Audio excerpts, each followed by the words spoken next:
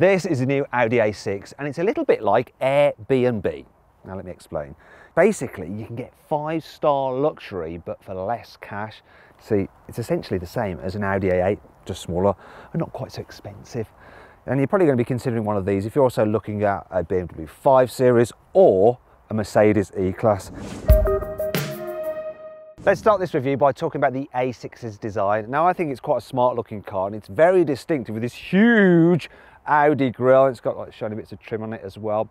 Because this is the S-Line version, it has a sportier bumper, and when you move around the sides it also has 19-inch alloy wheels, whereas the entry-level car has 18 inches. The S-Line also has lowered stiffened suspension, so it's sitting slightly lower to the ground, makes it look a bit meaner. One of the things I really like about the A6 is this rear haunch where it sticks out. It's kind of like a Quattro from the 80s. And at the back it's quite pretty as well. You've got this like metallic grille there, and once again the S-Line has rated rear bumpers which are just a bit sportier.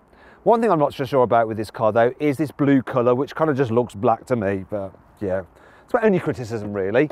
Now here on the inside you've got the usual Audi loveliness. I like the design of this dash, the way you have this big black panel here, and then when you turn the car on, the screens, they suddenly pop out and it all looks very, very cool. Quality wise, this is plasticky, that's metallic, so that's quite nice. Up on the dash you've got leatherette with stitched effect, and you've got it up here as well. And the quality of the materials is really good, so you've got nice material here.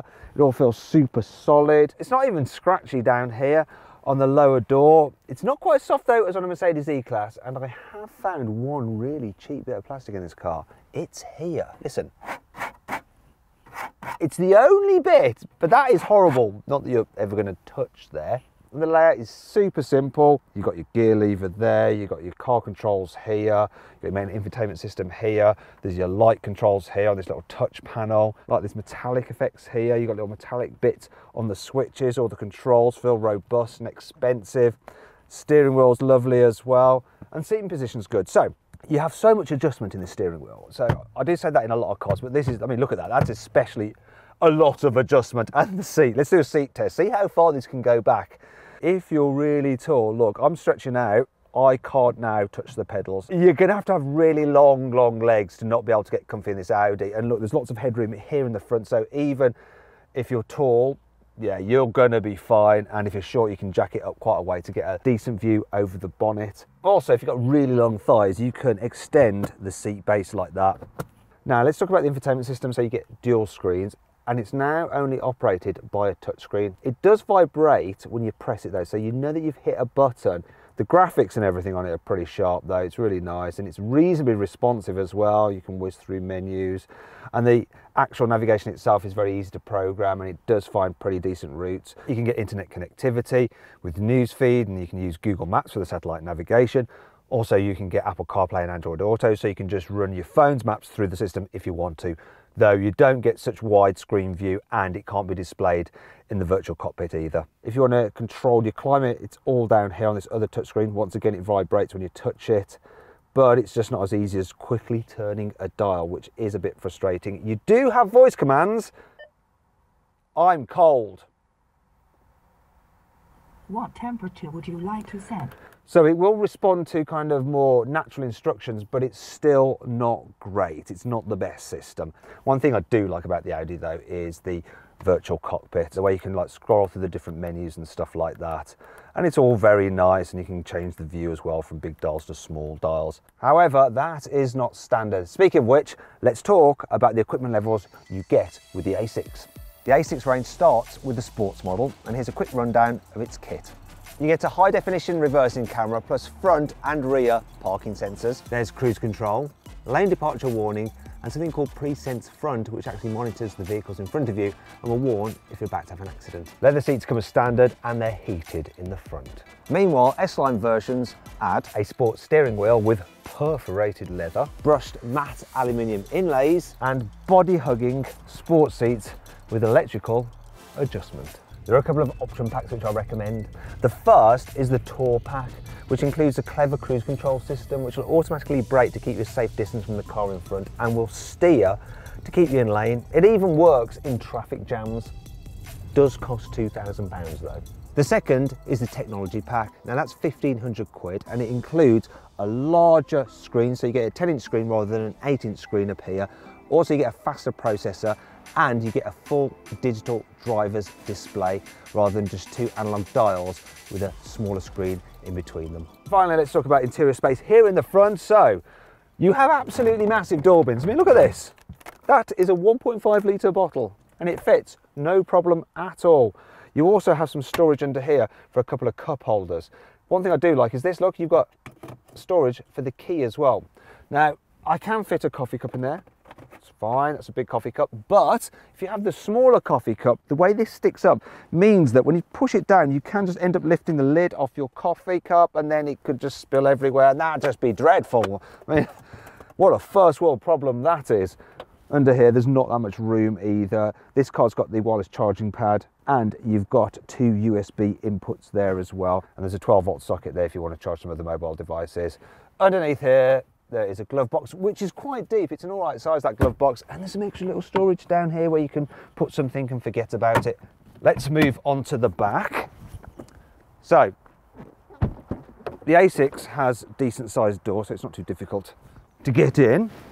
And as you can see, there is lots of knee room. And this seat is my usual driving position. I'm 179 centimetres and I've got loads of headroom. People over 6 foot will be fine back here.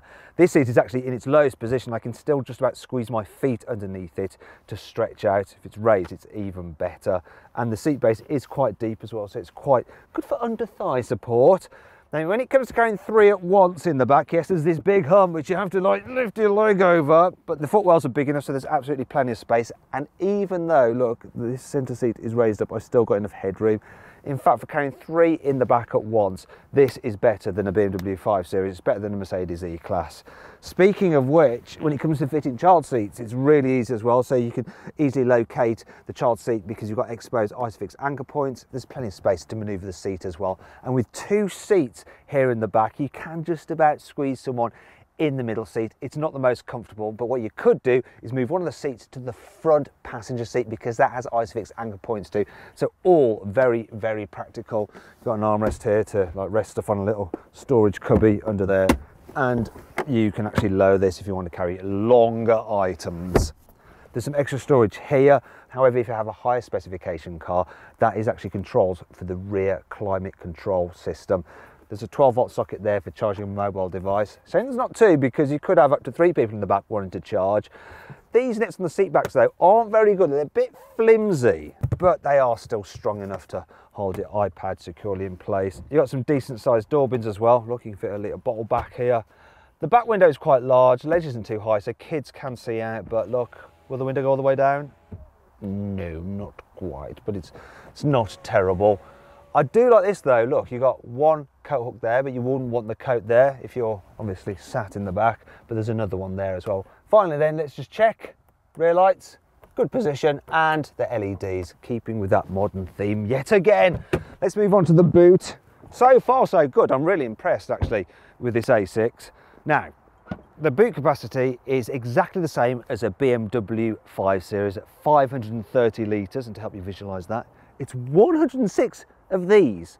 However, Mercedes E-Class's boot is 10 litres larger, so 2 of these. But still, look, you've got a really square, wide opening for a saloon-style boot, not much of a load lip either, so it is actually easy to load and unload for this type of car.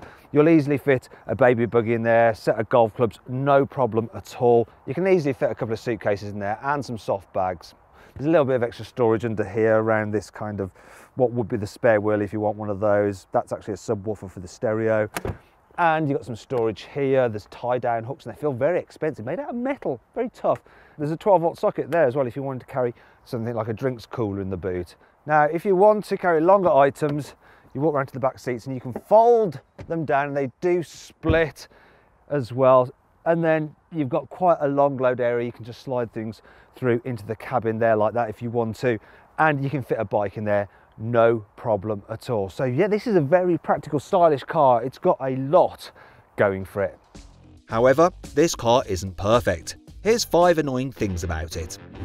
When you're driving along and it's sunny, you get terrible reflections just flickering away in the black trim down there. It's almost like I'm tripping. And you shouldn't have had those dodgy mushrooms for lunch. Unless you want your A6 in either plain white or plain black, you're going to have to pay at least £685 for a different paint colour. There's this little configurable button here on the steering wheel, and you can choose what it does, and it's mainly to do with stuff for the satellite navigation system. However, on RS cars, the performance versions, you can also use it to configure the driving mode button, so you don't have to look all the way down here to press it. Not on the normal cars though, which is annoying. This car has some of the worst fake exhaust tips. I mean, I can even illustrate them from 180 degrees with my new carwow curved stick of truth. Look. Yeah, it's lies. It's all lies. Look at this, right? See that black panel? Well, you would expect some cup holders to pop out of there, and they do, if you pay an extra £100 for the storage pack. If you don't, you can't have them. That's just ridiculous. £100, what is the point? It's not all negative though. Here's 5 good things about this car.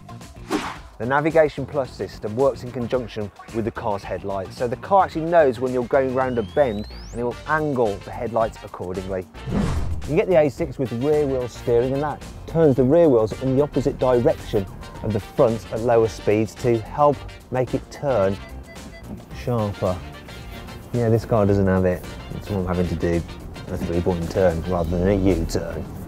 6-cylinder cars have a 48-volt electrical system and mild hybrid technology. So when you're braking, it actually recoups that lost energy and charges up a battery, then uses that battery to power a small electric motor so that you can coast at speeds between 34 miles an hour and 99 miles an hour when you lift off the accelerator. And apparently that saves up to 1 litre of fuel every 88 miles, which is about £1.30. You can set up to 6 different user profiles for the car, and it will remember your favourite seating position, the music you like to listen to, and which routes you like to take for the sat-nav. The Audi Connect security system allows you to track your car and even disable it remotely by using an Audi app on your phone. You can have a bit of fun with that if you lend the car to somebody and you just want to lock them out for a bit of a laugh. Okay, then let's talk about the engines. So at the moment in the UK, there are only 2, and they're both diesels. So the one in this car is the 40 TDI, which is actually a 2-litre 4-cylinder diesel with around 204 horsepower and can do 0 to 60 in just over 8 seconds, and it comes with a 7-speed automatic gearbox as standard. Then there's the 3-litre V6 diesel in the 50 TDI, and that has 286 horsepower and can do 0 to 60 in just under 6 seconds, and that has an 8-speed automatic gearbox. Eventually some more engines will be added to the lineup, including a 3-litre V6 petrol. So this A6 has the sportier S-line suspension, which means that it's not quite so good over bumps, but still, it's not a problem. If I was buying this car, I'd deselect the sportier suspension, just go for the normal one because it's even more comfortable. And even on this broken surface, this more sporty suspension is still doing an alright job. It's not too fidgety. Another thing I like are the brakes, so they're nice and predictable. You don't have to press them too hard and it stops well, but it's not too jerky. What is a bit jerky though is a 7-speed automatic gearbox. It can be when you're like manoeuvring such as this. What I do like though is that the steering is nice and light, so it's easy to manoeuvre. I only wish the car would automatically lower its door mirror so you could see the curves, so you don't curb those alloy wheels. You might be able to get that on the A6, but it'll no doubt be an optional extra. All the camera and parking sensors helping out. The rear window is a decent size, but because this is a saloon car, you can't see very low down, so you absolutely have to rely on sensors and the camera. And after a few manoeuvres, kind of done. Anyway, let's get out of here. It's time to see how easy it is to navigate this thing through traffic and round roundabouts. So let's see if I can make it round this mini roundabout. I'm going to take quite a wide berth because I know this car doesn't have the best turning circle. Oh, am I going to make it? This is close. I'm just going to grip my teeth and hope I don't curb the wheel. If you're doing a lot of this kind of driving, spend the money, get that rear wheel steering system because it does just make this thing more manoeuvrable. Got away with that. This car is great on the motorway, so it feels secure and settled at speed. It's reasonably quiet, it's comfy. And let's say you need to overtake, well, let's just try it now from 60 to 70. Put my foot down. This automatic gearbox, 7-speed in the 2-litre diesel. It's not the fastest to respond, but then it does take off pretty well, and this engine's got decent pulling power, and it's quite quiet as well. Economy-wise from this engine, not bad either, so 44 miles per gallon, that'll do. Get out onto a twisty road such as this, and this A6 can really hold its own. Now, I'll admit that the steering isn't the most responsive, so you do have to turn it a bit to get the car going round, but then this thing grips and goes round and it stays nice and flat. It's fairly impressive really around the bends. However, because this car is front wheel drive, it never feels as sporty as the rear drive BMW 5 Series.